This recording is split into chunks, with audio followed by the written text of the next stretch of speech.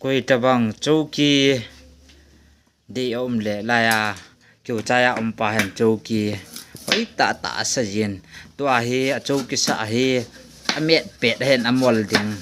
oi ta anu to gut ta amiet hon en chouki order ke bol nom hon comment nan hen se yi the yu he amun hi sabormeina esbolian ahin ga het the dinga chu morning star com in morning star sa ho ihung le ai khat kichip na chapang ho kichip na ai kain ti dam chelai kom kho e ama hi gut ta chu ki sa in amin hi sp ati wen sei bu in koi tabang chouki order nom hon ama ko ma hi nong kila ji the ju he man bai cha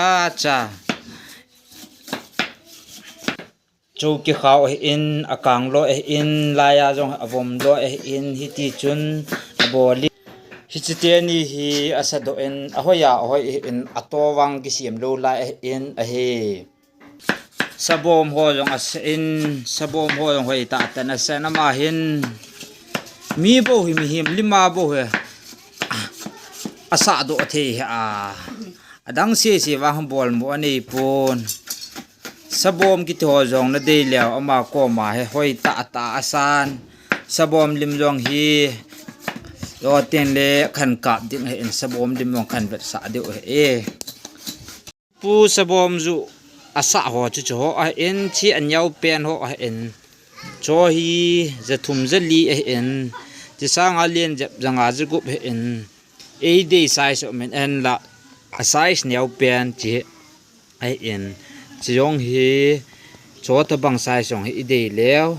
ik order the je he sei pu ko ma hiti ho hi chouki mol a in hiti a hi ki me na ajang hi ame na met ha en hoi ta lum peng peng a met ngai gu cho he gu rong he nget loading cha bu ki met kit na he en chu kit le chi hi amol ki met do hi zang zakhat le som gup to zang zani ke ka la he tu na khana lu da en chi amen na phat lu dan he chouki khatna dinga chu zakhat le som gup zani ki to lu da en phat lu dan he so ta phat asu mang honin ji chun chouki hi phat lu ta ki sa en amola ki me chai ten le ti a hin sa kit na jong khu phat lu de en tam ta hi ni khanai khat jong ki zo ji lo he en ato ding hon cho hi tam isa ji do he en la chouki